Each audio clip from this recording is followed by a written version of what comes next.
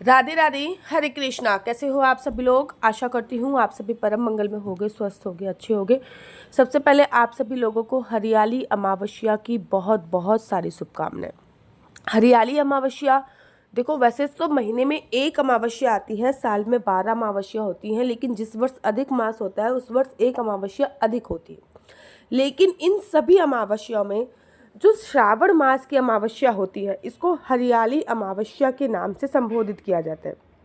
सबसे पहले मैं आपको ये बता देती हूँ कि हरियाली अमावस्या कब बनाई जाएगी, क्योंकि इस हरियाली अमावस्या, श्रावण मास की इस हरियाली अमावस्या में न केवल भगवान शिव की पूजा का विशेष महत्व है, अपितु भगवान विष्णु की पूजा का भी उतना ही विशेष महत्व बताया गया। तो अमावस्या तिथि का जो प्रारंभ हो रहा है वो 3 अगस्त को 3:50 पे हो रहा है। आप मोटा मोटा मान लीजिए कि 3 अगस्त को 4 बजे हो रहा है। खत्म कहानी, बहुत सिंपल सी बात है। और अमावस्या तिथि का जो विश्राम हो रहा है वो 4 अगस्त को 4:42 पे हो रहा है। सीधा सीधा मान लीजिए कि 4 अगस्त को 5 बजे के आसपास विश्राम हो रहा है। मतलब 3 तारीख को प्रारंभ होएगी 4 बजे के आसपास और 4 तारीख को खत्म होएगी 5 बजे के बाद आसपास। तो उदय तिथि के अनुसार अमावस्या तिथि का जो बनाई जाएगी, चाहे वो बांके बिहारी जी के मंदिर में हो, चाहे वो कहीं भी हो, वृंदावन धाम में, पूरे भारतवर्ष में अमावस्या जो बनाई जा रही है ना, वो बनाई जा रही है 4 तारीख को। इस बार अमावस्या पे 4 बहुत अच्छे योग बन रहे हैं, जो कि बहुत सालों बाद आ रहे हैं। सबसे पहले तो मैं आपको बता दूं कि रवि पुष्य नक्षत्र इस बार अमावस्या पे पड़ रहा है। रवि पुष्य नक्षत्र ना 27 नक्षत्र हमारे होते हैं। 27 नक्षत्रों में से सबसे पावरफुल जो नक्षत्र बोला जाता है, जिस नक्षत्र पे कुछ भी मांगने से हमेशा संपूर्ण बोला जाता है, 27 नक्षत्रों में से सबसे पावरफुल नक्षत्र है रवि पुष्य नक्षत्र। तो रवि पुष्य नक्षत्र का जो प्रारंभ हो रहा है वो अमावस्या पे हो रहा है। और रवि पुष्य नक्षत्र जो है स्टार्ट हो रहा है वो सुबह सुबह 5:44 से स्टार्ट हो रहा है और लगभग 1:30 बजे विश्राम हो जाएगा।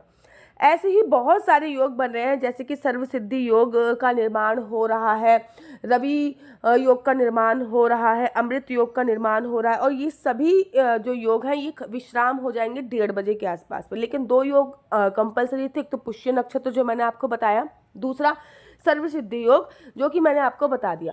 इस बार जो अमावस्या है ना, इस बार अमावस्या तिथि बहुत शुभ संयोगों के साथ बन रही है। इसलिए अगर आप अमावस्या पे पूजा अर्चना वंदना नहीं करते, तब भी आप अमावस्या पे पूजा अर्चना वंदना अवश्य और अवश्य कीजिए। सबसे पहले सुबह सुबह पानी में गंगा जल डाल के स्नान कीजिए, क्योंकि श्रावण मास का महीना चल रहा है और इसमें गंगा जल का बहुत विशेष महत्व होता है। इसलिए पानी में गंगा जल के साथ साथ अमावस्या पर काले तिल डाल के स्नान करने का भी विशेष महत्व शास्त्रों में बताया गया है।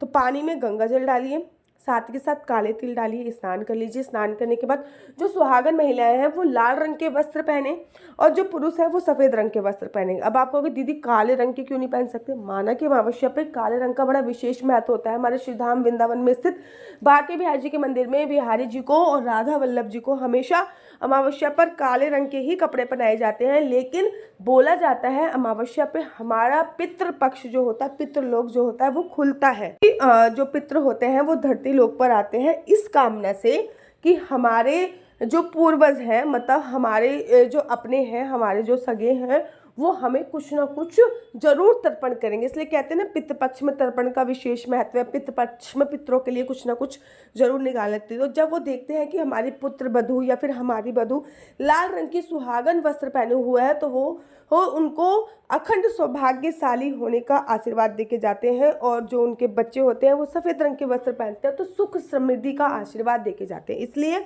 महिलाओं को लाल रंग के वस्त्र अमावस्या पर मैं पहनने की एडवाइस देती हूँ और पुरुषों को सफ़ेद रंग के वस्त्र पहनने की एडवाइस देती हूँ। उसके बाद आपके घर पे जो भी सीमित विग्रह है उनको पंचामृत से स्नान कराइए। मैं हमेशा बोलती हूँ कि ये अमावस्या तिथि, पूर्णमासी तिथि, एकादशी तिथि पर आपके घर पे जो भी सीमित विग्रह है उनको पंचामृत से स्नान अवश्य कराइए। अगर नहीं स्नान करा सकते पंचामृत से, तो कम से कम दूध में काले तिल डालकर अवश्य और अवश्य स्नान कराने के बाद आपको उनको, जैसे कि अगर लड्डू गोपाल है तो आप उनको काले रंग के कपड़े पहना सकते हैं अमावस्या पर, क्योंकि अमावस्या पर काले रंग के कपड़े पहनाने का विशेष महत्व होता है।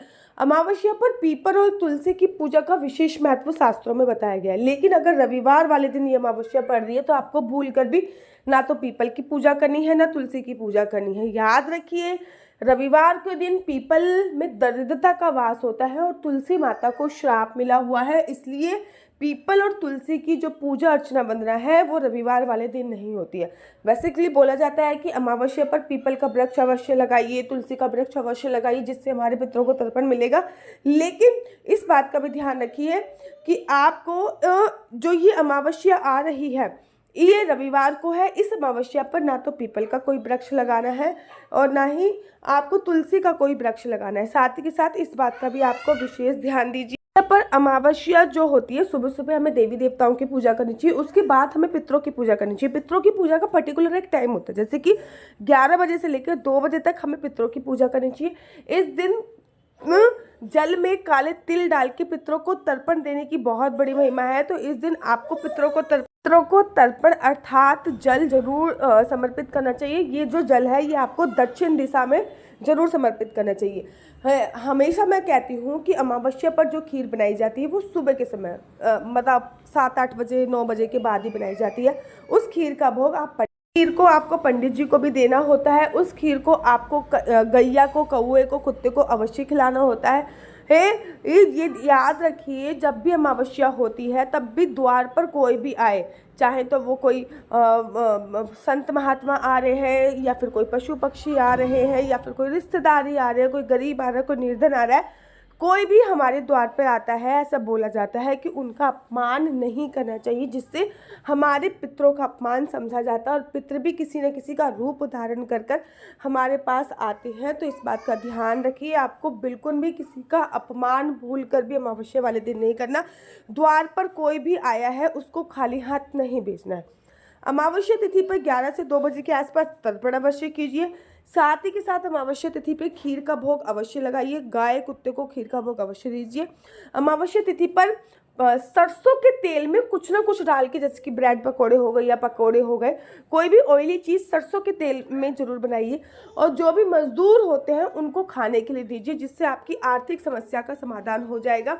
अमावस्या तिथि पर हरियाली अमावस्या पर भोले बाबा की पूजा का विशेष महत्व होता है। तो भोले बाबा को खीर समर्पित कीजिए और भोले बाबा को पंचामृत से स्नान कराइए। भोले बाबा पर तिल हरियाली अमावस्या पर जरूर और जरूर समर्पित कीजिए, क्योंकि भोले बाबा इस समय मृत्यु लोक पर हैं और पितृ जो होते हैं वो भोले बाबा ही एकमात्र ऐसे देवता हैं जो हमारे पितरों को तर्पण दे सकते हैं, तार सकते हैं। और अगर आपको अपनी कुंडली मुझसे दिखवानी है तो मेरा व्हाट्सएप नंबर नीचे दिया हुआ है। आप लोग अपनी कुंडली मुझसे ज़रूर और ज़रूर दिखवाइए। आपका बच्चा जॉब करेगा, आपके बच्चे का करियर कैसा होना चाहिए, आपका और आपके हस्बैंड के रिलेशनशिप कैसे हैं, बेकार हैं या अच्छे हैं, आगे बिगड़ सकते हैं नहीं बिगड़ सकते, आपकी कुंडली में कोई योग है या नहीं है, ये सभी जानकारी आप मेरे से कुंडली के माध्यम से प्राप्त कर सकते हैं। कुंडली दिखाने का थोड़ा सा चार्ज है, कुंडली दिखाना फ्री नहीं है। और अगर आप लोग अपनी कुंडली या फिर बच्चों की कुंडली दिखवाना चाहते हैं तो मेरा ये नंबर नीचे दिया हुआ है, इस नंबर पर संपर्क कीजिए 429-2025-65। और अगर आपको मेरी वीडियो अच्छी लगती है तो आप अपने यूट्यूब चैनल हरि बोल को लाइक शेयर सब्सक्राइब करना बिल्कुल भी मत भूलिए। तब तक के लिए मुझे दीजिए इजाज़त। राधे राधे, हरे कृष्णा, हरि बोल।